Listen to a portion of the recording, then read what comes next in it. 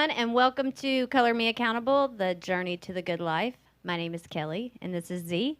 Hello. And today we are going to talk to you about persistence. We are all persistent in doing one thing or another. So you can use it to the positive or you can use it to the negative. And I wrote down something I heard from Bob Proctor.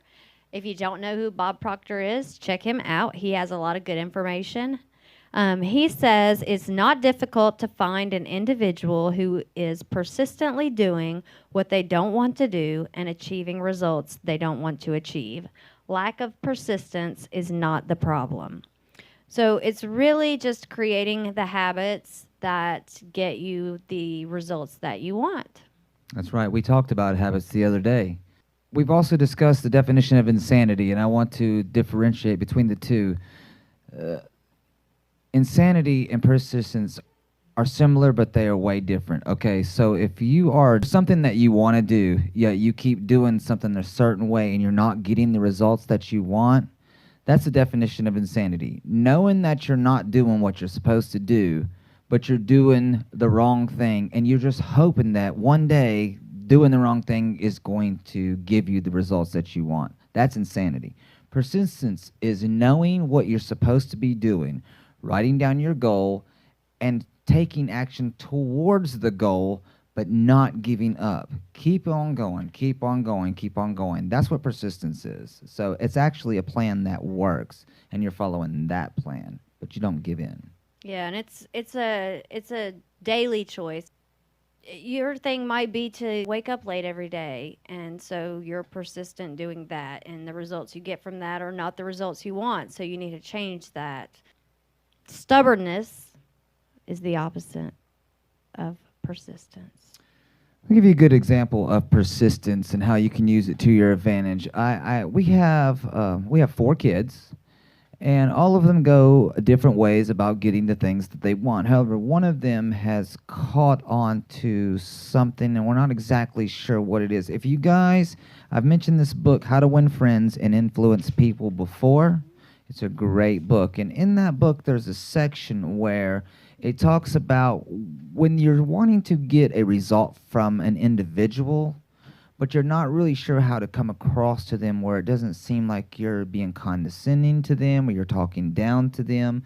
So the book explains that the best way to get somebody to do something you want them to do is to make them think that they want to do it. Like, make them think that they came up with the idea, so that it's like, because we all love ourselves. So when we come up with an idea and it's ours and it's one that's used, we take great pride in being the one that came up with the idea that was being used. So if you can get the person to feel like it's something that they wanted to do and they made the choice to do it, you can get them to do pretty much what you want. So let's talk about what my daughter does. She does things like she had real long hair and she wanted to get it cut. She drops a little seed and plants it, and we say no. She walks away. She comes back a little later, pours a little water on it. It grows. She talks a little bit more about it until she writes out letters saying why she thinks she should be able to get her hair cut and what does it involve us. And this is just one incident. She did it with a cat. She came to us one day saying she wanted a cat. Now, not a cat person. I've always been a dog person, but based on the dogs that we have, I'm starting to not be a dog person. So when she came to me with a cat, I thought, we just don't need another problem. But it was the way she approached it and her persistence is the reason we have Jinx today. And thanks to her persistence, we have an amazing cat. It's really a great cat, and you guys can't have it, so we're going to keep it. Yeah, Jinx is pretty awesome. But the point is she's persistent. She knows what she wants. She's got a definite plan on how to get it, and she sets it into motion. And 9 times out of 10, this child gets what she wants. So the only way you're not going to get what you want is if you quit, and quitting is failure. Okay, we are all going to look when you enter a contest. No matter if both people are undefeated, when the contest is over, somebody's got to lose. Okay? So you must be persistent until you become the winner consistently. Yes, so I just want to read the definition of persistence real quick. Persistence continuing firmly or abstinently in a course of action in spite of difficulty or opposition, continuing to exist or endure over a prolonged period.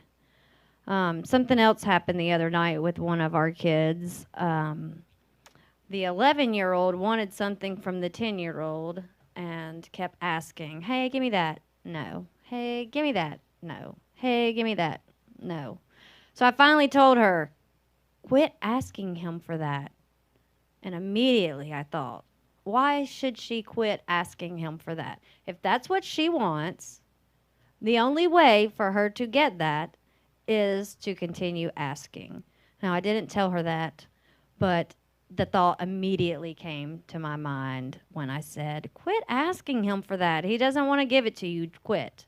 And she did quit, but she didn't have to. If that's what she wanted, she should have continued persistently to get what she wanted. Right. You're at work. You want a raise? You don't go to the boss and start telling him all the reasons why you need money and all the things it'll do for you if you get the raise. You go to your boss and you let him know all the things that giving you a raise will do for him. How does it benefit him? You don't just come out and ask for a raise. So if you are persistent in this, eventually he'll come up with an idea that's just so awesome and you'll get a raise. So persistence, persistence. Something else about the if you want a raise at work. If you want a raise, you're expecting more money, therefore should be putting out more product or being more successful in whatever it is you're doing at work. So take that role on. Go ahead and take it on without the money. Take it on as if you were making the money. Do what you would do to make the money that you want, and then the money will follow. Yes. Another thing I want to touch on is my son Hayden. We're in Taekwondo. I've been in it just about a year, and he's been in it around 2 years. But we started going to these tournaments, and sometimes you have a talent for things, and sometimes you have to work hard at it. I happen to be watching mixed martial arts for many, many years, and you can't help but after watching it so long to pick up on a few things. So when it came to sparring, and it just became one of the things that I fell in love with and took to and became pretty good at it. So winning a couple first place trophies for me, it was a big deal for me because I had to prove something to myself. But my son, third place, second place, and just to watch him walk out of there with tears out of his eyes sometimes, because I know he tries hard, but I had to explain to him what it took to get to the level where I was, and this time around he did it, but he was persistent in his practicing, in his sparring, and doing, like, not just going to class, but doing the extra stuff that it took to win first place. And he did it. He did it. He stayed with it, and my boy brought home his first place trophy, and I could not be more proud of him. Not because he was the best person out there sparring, but because he didn't give up. He didn't give up. He had a goal, and he chased it, and he achieved it. And now he'll set a new goal to Yeah. achieve that as well. Something Napoleon Hill says about persistence. Something Napoleon Hill says about persistence is this: how to develop persistence. And I posted this today. The first thing is to have a definite purpose, backed by the burning desire to fulfill your purpose. Second is to have a definite plan, expressed in continuous action. 3, a mind closed tightly against negative and discouraging influences. So, all the naysayers, you can't do that. Nobody's ever done that. That's impossible. You got to keep them out. Number 4 is a friendly alliance with one or more persons who will encourage one to follow through with both plan and purpose. So you need to be around people that encourage you to do the things that you want to do, and stay away from the ones that don't. So don't let them in. Don't let the enemy set up shop in your mind. Can't do that.